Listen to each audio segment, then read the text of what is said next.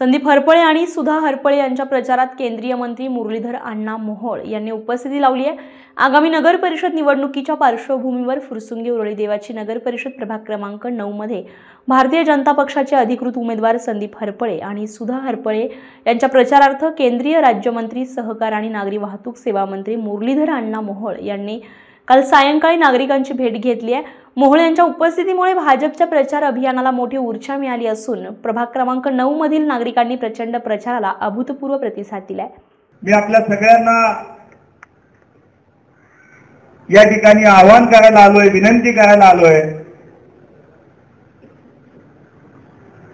की या निवडणुकीमध्ये आपण भारतीय जनता पार्टीवरती विश्वास व्यक्त करावा। आज गल्लीपासून दिल्लीपर्यंत भारतीय जनता पार्टीच्या नेतृत्वातील सरकार काम करत आहे। आपण सगळ्यांनी साधारणतः 1.5 वर्षापूर्वी माननीय नरेंद्र मोदीजींना या देशाचे प्रधानमंत्री म्हणून निवडून दिलं। आपल्या देशाचं नेतृत्व करण्याची संधी आपण पुन्हा एकदा तिसऱ्यांदा माननीय मोदीजींना दिली। त्यानंतर नुकत्याच झालेल्या विधानसभेच्या निवडणुकीमध्ये आपण सर्वांनी या महाराष्ट्रातील 11 कोटी जनतेने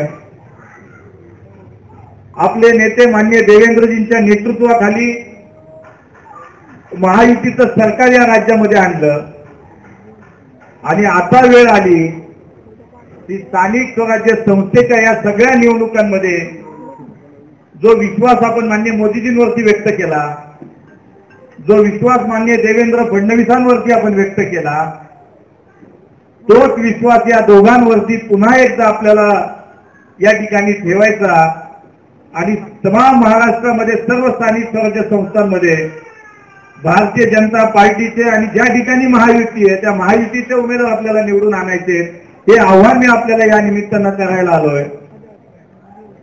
केवळ निवडणुकीपुरतं काम करणारी भारतीय जनता पार्टी संघटना नाही। आज जगातली सगळ्यात मोठी जनसंघटना म्हणजे भारतीय जनता पार्टी आहे।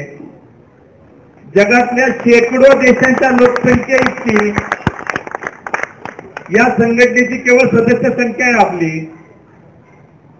आणि केवळ महाराष्ट्रामध्ये जर आपण सदस्य संख्या पाहिली तर ती 2.5 कोटीच्या पुढे गेली। याचाच अर्थ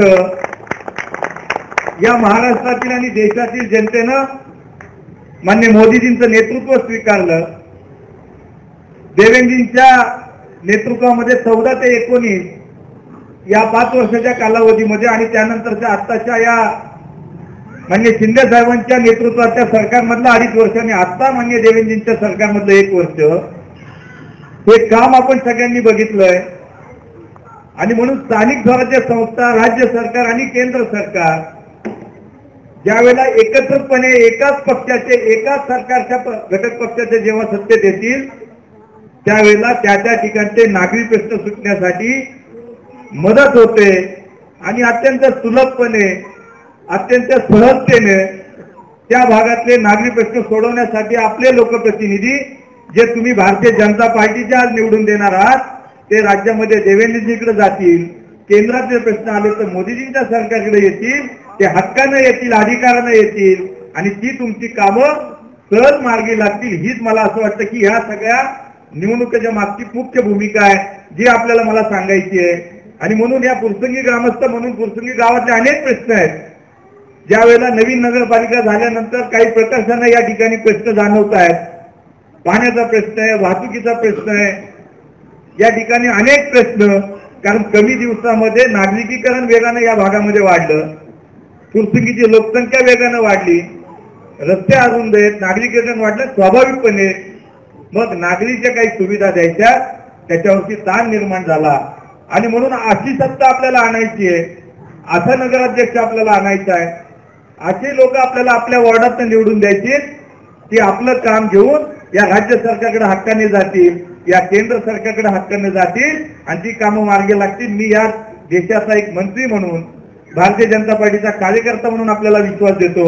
आज या ठिकाणी केवळ आपल्याला आव्हान करायला नाही आलो, तर इथून पुढच्या काळामध्ये ज्या वेळेला या शहरामध्ये फुरसुकीमध्ये आपण बहुमतानं या ठिकाणी भारतीय जनता पार्टी असेल, काही ठिकाणी महायुतीचे उमेदवार आपण निवडून द्या, त्या ठिकाणी अधिकारानं जी कामं माझ्या फुरसुंगीची निघतील ते अधिकारानं माझ्याकडे घेऊन एक सहकारी म्हणून मी तुमच्या सोबत कायम उभा राहील.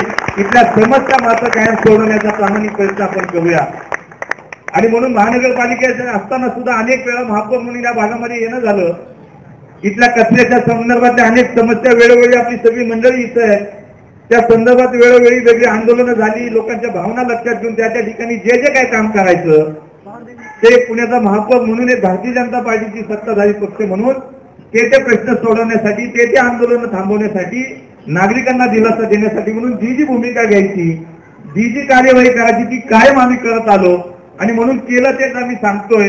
आज देशामध्ये मोदीजींच्या सरकारमध्ये आपण जर पाहिलं तर आपण सगळे इथं बसलेले नागरिक जे आहेत, आज देशामध्ये मोदीजींच्या माध्यमातून सर्वसामान्य माणसाला आधार देण्यासाठी, त्याचं जीवन सुखकर करण्यासाठी शेकडो योजना आल्या. नवनवीन घडामोडी पाहण्यासाठी स्टार महाराष्ट्र न्यूजला सबस्क्राईब करा आणि ताज्या बातम्यांचे अपडेट मिळवण्यासाठी बेल आयकॉनला प्रेस करा आणि परिपूर्ण बातमी बरोबर रहा, इतरांपेक्षा एक पाऊल पुढे.